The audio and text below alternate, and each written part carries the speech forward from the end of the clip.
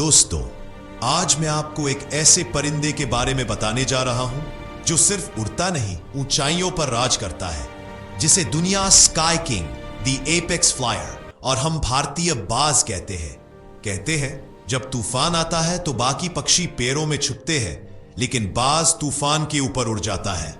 आज की इस बाज की यात्रा में हम सिर्फ बाज को नहीं समझेंगे, हम अपने भीतर के बाज को जगाएंगे।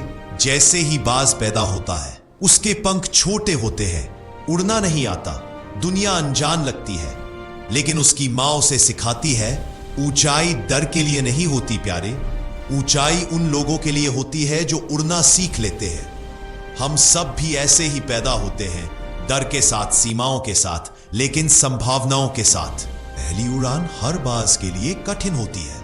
वह कई बार गिरता है, चट्टानों से टकराता है, शाखाओं से लटकता है, लेकिन उसकी मां हर बार एक बात कहती है, गिरना तेरी हार नहीं, उठ जाना तेरी जीत है।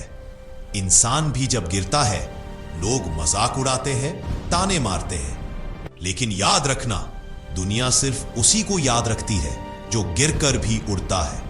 बाज अकेला उड़ता है, वह झुंड में नहीं चलता, वह भीड़ का हिस्सा नहीं होता। क्यों? क्योंकि भीड़ कभी ऊंचाइयां नहीं छूती। बाज हमें सिखाता है, अगर सपने बड़े हैं तो रास्ता अकेला होगा, अगर लक्ष्य ऊंचा है तो भीड़ साथ नहीं चलेगी, और अगर मंजिल अलग है तो सफर भी अलग होगा। जब काले बादल आते हैं, तेज हवाएं चलती हैं और छोटे पक्षी डर कर छिप जाते हैं, लेकिन बाज अपने पंख फैलाता है, हवाओं को चीरता है और तूफान के ऊपर पहुंच जाता है। यही उसका राज है। इंसान भी जब मुसीबत आए, भागने की जगह उससे ऊपर उठना सीख ले तो कोई तूफान उसे रोक नहीं सकता। बाज जब शिकार करता है, उसकी आंखें सिर्फ एक चीज पर टिकी होती हैं, लक्ष्य। ना कोई आवाज उसे भटकाती है, ना कोई दूसरा पक्षी उसे डिस्ट्रैक्ट करता है। वह सिर्फ एक बात जानता है, ध्यान जहां, विजय वहां। अगर आप जीवन में जीतना चाहते हो, मोबाइल की बेकार आदत छोड़ो, तुलना छोड़ो, झंझट छोड़ो, सिर्फ लक्ष्य पर नजर रखो। 40 साल की उम्र पर बाज के सामने सबसे बड़ा संकट आता है। उसके पंख भारी हो जाते हैं, नाखून कमजोर, चोंच थकी हुई। अब वह या तो ऐसे ही मर जाए या फिर 150 दिन का एक दर्दनाक सफर अपनाए।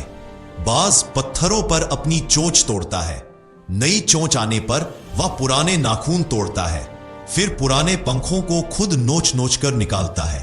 दर्द, चिल्लाहट, अकेलापन, लेकिन अंत में वह फिर से उड़ता है, पहले से भी ऊंचा। यह भाग हमें सिखाता है, कभी कभी जीवन में टूटना पड़ता है, तभी नया जन्म मिलता है। नया बाज, नई चोंच, नए पंख, नई ताकत। अब वह सिर्फ उड़ता नहीं, वह राज करता है। जीवन भी ऐसा ही है, जब तुम खुद को बदल लेते हो, दुनिया तुम्हें रोक नहीं सकती। दोस्तों, यह कहानी नहीं, यह आईना है।